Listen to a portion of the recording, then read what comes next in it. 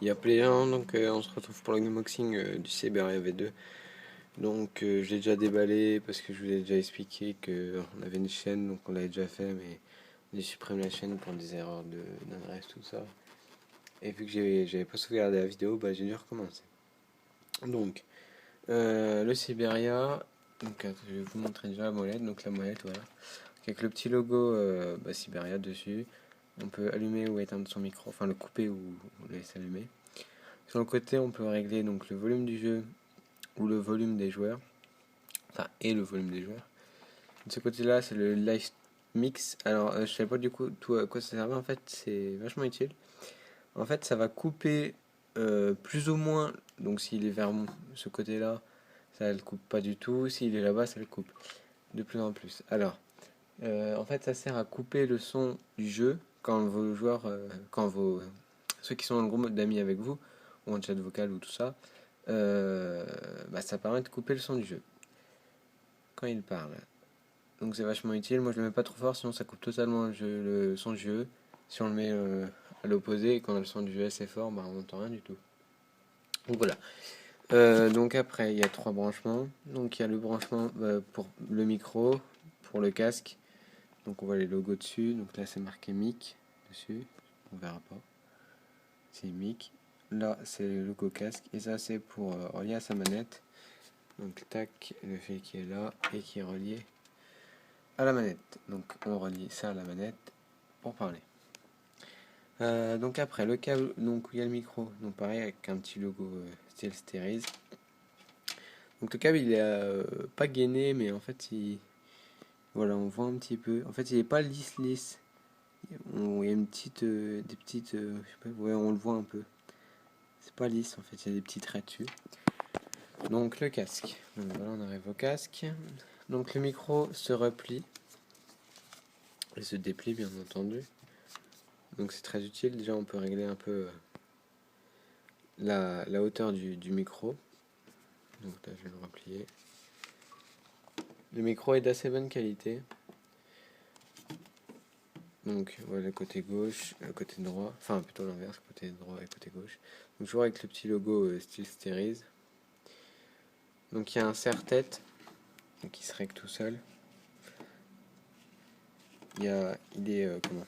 Donc il y a un peu de, je sais pas comment on pourrait appeler ça, une sorte de tissu mais un peu moutonné pour pour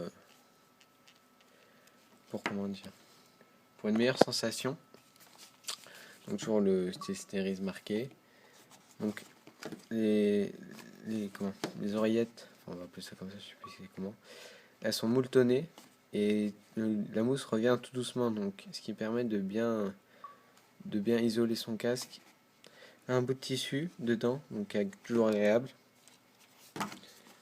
Le casque bouge un peu comme ça de hauteur, enfin de, vous voyez, ça bouge, mais on peut pas le régler en hauteur en fait. C'est le serre-tête qui le fait tout seul. Donc avant j'avais un Triton la X180. Mais j'ai changé parce que déjà le micro je l'ai coupé, c'est un peu leur défaut, c'est qu'on coupe souvent les micros.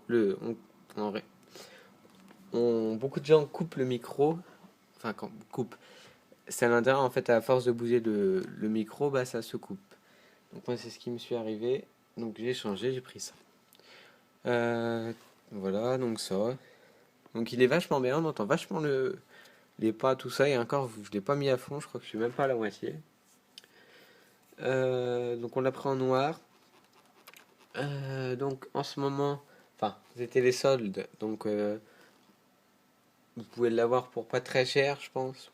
Il vaut à peu près 120 €, mais je pense que vous pouvez l'avoir pour 90 €, je pense. Euh, donc voilà, moi je l'ai pris en noir, je le voulais en rouge, mais ils avaient plus édition était en rupture de stock. Donc voilà, il est franchement pas mal, donc si vous hésitez à l'acheter, je vous le conseille fortement.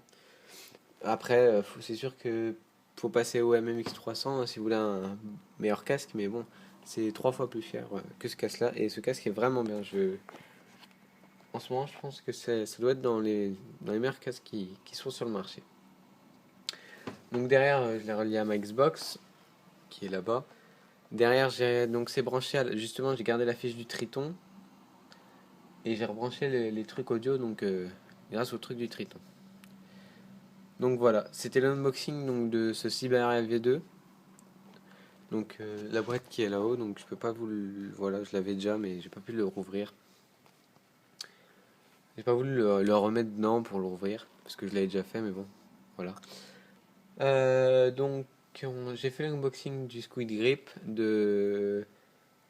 aussi de la Xbox One. En final on l'a retrouvé donc c'est bon, c'est le vrai unboxing qu'on avait fait. Donc voilà les gens, salut à tous.